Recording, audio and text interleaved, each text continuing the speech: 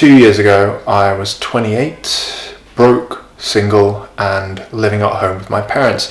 And 2 years later, I'm now 30, I'm married, I am no longer living at home, I'm actually living in a flat in London, and I'm a little bit less broke. So how did I get here?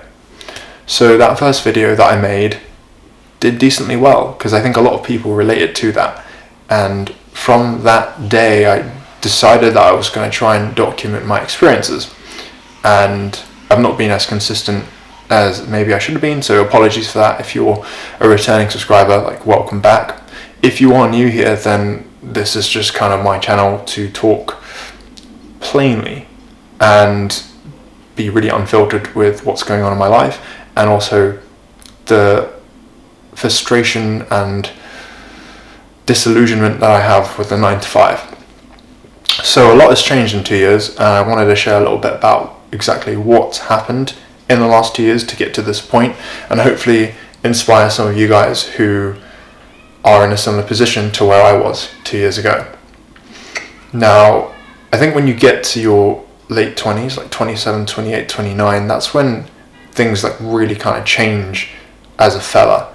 You either stick or you twist, right? You either stay where you are, stay content, have a family, settle down, and you just work kind of the standard 9 to 5, or you violently twist against what you have known your entire life. And I think that's the latter is what I experienced, because throughout school, I listened to what my parents said. I got good grades, I went to a good uni, I got a good degree in physiotherapy, I also did an undergrad in biology, I did a personal training course, and all of these things kind of showed that I had potential to do well in the health and fitness space. And I did exactly what you're meant to do as a physio. I worked in the NHS, because for those of you who don't know, we have the National Health Service here, and you do your rotations just like doctors, junior doctors do rotations, and the whole point is that you rack up experience and then you can specialise in an area. And that's kind of what I did quite quickly, because I had a lot of potential with physio, I was good at my job, and I progressed really quickly to specialise. And after working in the NHS for a little while, I grew kind of disillusioned with that, so I ended up working on a film set as a physio and doing some locum contracted work before settling down in a private hospital near where I lived, which was kind of my dream job for the longest time. And I worked here for about a year and a half, and it was kind of the same thing every day, same shit, different day, seeing patients who had post-ops, and again, I was good at my job, but it just became a bit mundane after a while. And it wasn't until 26, 27, when I think I was 27 years old, when I just felt kind of, not bored of life, but I just felt like there was more to it. I didn't feel like I was where I needed to be. And at the time, I was also like on the dating apps. I was dating because I was trying to find my future wife. And all these things were kind of happening, and I wasn't satisfied with where I was. And I wonder if you guys can relate to that, because I definitely wasn't satisfied, right? So a chance encounter happened. I say encounter, it was me getting scouted on Instagram by a modelling agency. And this modelling agency has a men's division, so not like the young androgynous looking boys who walk the runway. This is like the grown men's market who do advertisements for suits, watches, jewelry, campaigns for fragrances, all that kind of stuff. So I signed with them at the end of 2023, beginning of 2024, and tried to juggle the physio with the modelling, right? Because a lot of people have commented and said I should be a model, and this was like well after I'd signed as a model, so I just thought I'd kind of give a bit of background. So I was trying to balance physio and modelling, and as you guys know, or you probably don't know, fashion is very last minute, so I get castings a day or two before, and I wouldn't have any time to book annual leave, and my manager wouldn't let me go to the castings, obviously, because you have a whole list of patients. And this is actually one of the other reasons I kind of burnt out from that job, is because I'd have a whole list of patients basically every day, and it would be chock-a-block. And obviously, as a physio working for a hospital, you get paid a rate, okay, which is fine in itself. But if they're booking you back to back and you're getting paid £20 an hour or £10 per half hour, and the hospital was charging patients £65 per half hour or £130 per hour, you're thinking to yourself, why am I getting paid so little? And that's one of the things I was wrestling with the entire time as well. So I tried the whole physio thing with the modelling thing, trying to balance the two, and they didn't quite work because obviously I kept missing loads of castings and some fairly big castings that potentially would have changed the trajectory of my career early on. So like Burberry, Dunhill, it just wasn't viable to do both. So at the end of 2024, I decided to quit my job as physio. It was a fairly drastic decision, fairly ballsy as well. And I handed in my resignation around October, November time, and my last day was on the 23rd of December. I didn't have a plan. I was just like, I'm going to model, I'm going to figure it out along the way, I'm going to take a break from the 9 to 5. Because I was just, at that point, I was so disillusioned because I just figured like my life was going nowhere.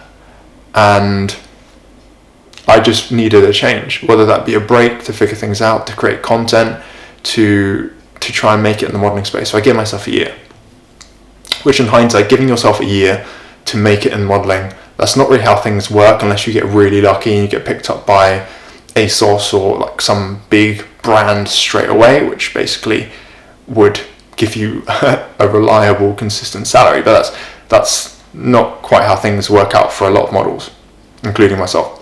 One of the things I forgot to say was back in 2024, well, at the end of 2024, I actually booked my first modeling job, right? So I got to fly out to Glasgow to work with a luxury cashmere brand, and I also did a editorial for a magazine that same week. So these were actually two things that factored into me taking that big decision to quitting my job as a physio. And so 2025 rolls around, and obviously at this point I still have no plan apart from saying that I'm gonna give modeling a go all in for a year.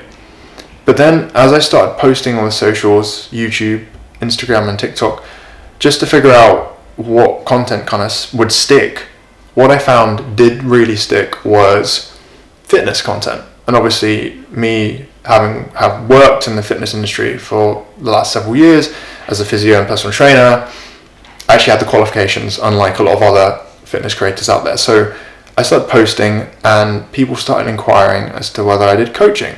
And from that, the coaching was kind of born, and it started in August. And since then, I've been coaching a couple people every single month, which would bring in not a huge amount of money because I focus more on quality over quantity, working with the individual instead of taking on like 50, 60 clients like a lot of coaches. And I know that would be far more scalable and that would be like a full-time thing. But this was enough to bring in a bit of money. We go through 2025.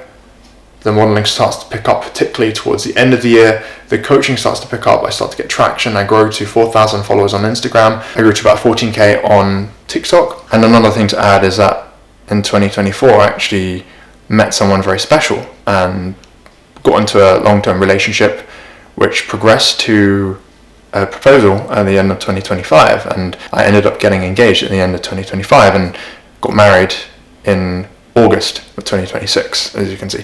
But I'm literally jumping ahead here. I just wanted to kind of mention that because it's important for later on.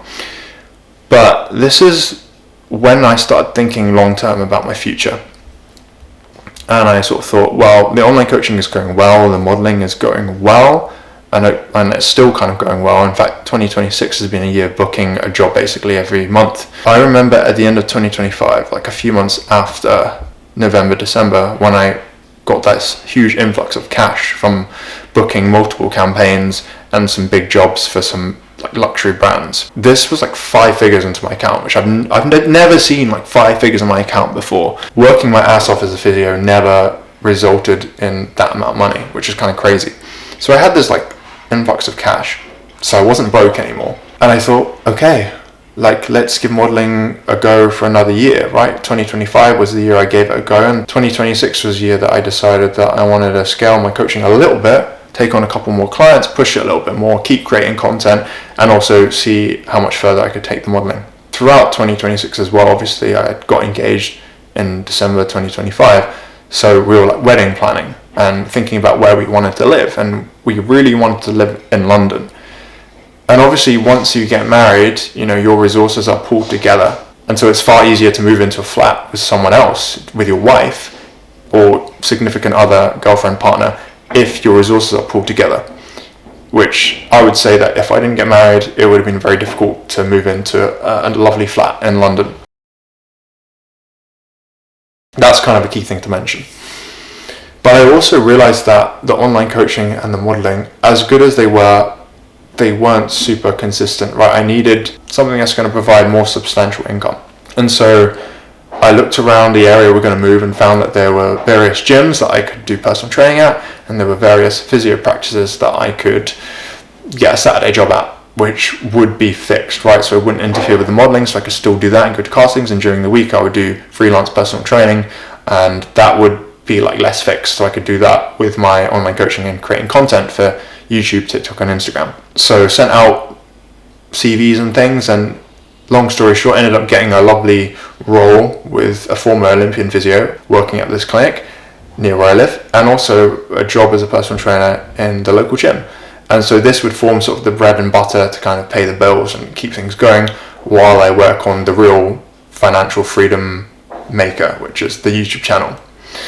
Although I'd say to date, I've still not had that success because there were things that maybe I could have done. Like, I didn't realize this mic, this mic was not plugged in to the mic jack for the longest time. So when people complain about my audio on this channel and on my main channel, I just thought, oh, you're being like picky, you know, I've got a really good mic, but it wasn't plugged into the right jack. So I think the audio, or the lack of quality audio, actually really hindered my growth on my YouTube channel. My main channel would have grown significantly more, even though the content is stellar, like some of the best on this platform. I honestly believe that, and people always say how great my content is. People weren't always watching the way through because the audio wasn't as good as it should have been, and I literally didn't realize for like several months to a year. So that kind of brings us up to today. I'm 30, I'm married, I'm a little bit less broke. But yeah, that's quite a lot. I fully acknowledge that is quite a lot to unpack, and if I've missed anything, I'm really sorry, but you know, there's a lot to chat about. But what I really wanted to say was, and I guess the whole point of this video is that throughout your journey, no matter what you decide to do, if you choose to pursue financial freedom, if you choose to quit the 9-to-5 because you become disillusioned like myself, and I'm sure a lot of you are probably in the same boat, and you're just frustrated with how life is and having to live at home and being broke, you don't have to accept that, right?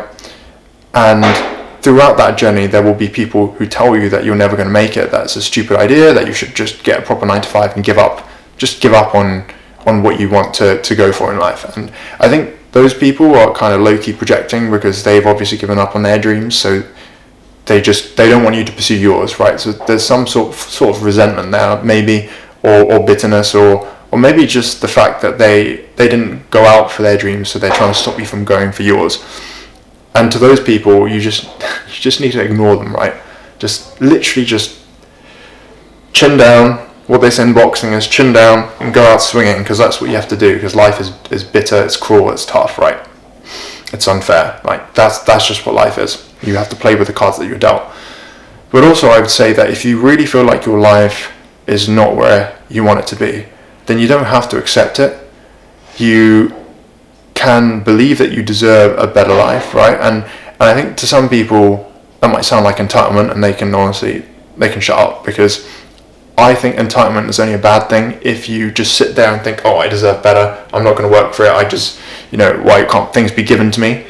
But if you feel like you're owed a better life, if you feel like you're capable of a better life, and you go out and you work your ass off for it, and for me, I went off and I worked my ass off for it, and I'm still working my ass off for it, I'm still hustling, I'm still like, the amount of work I put into my YouTube channel and into modeling and into a bunch of different things that I worked 10 times harder than I ever did working a 9-to-5, and I still worked hard when I was in a 9-to-5, then I don't see that as a problem, I think if you feel like you deserve a better life, then go out and work for it. If you feel like you're entitled to a better life, go out and grab it. No one's going to give it to you. You just have to go out and really hustle for it. So that's kind of where I come from.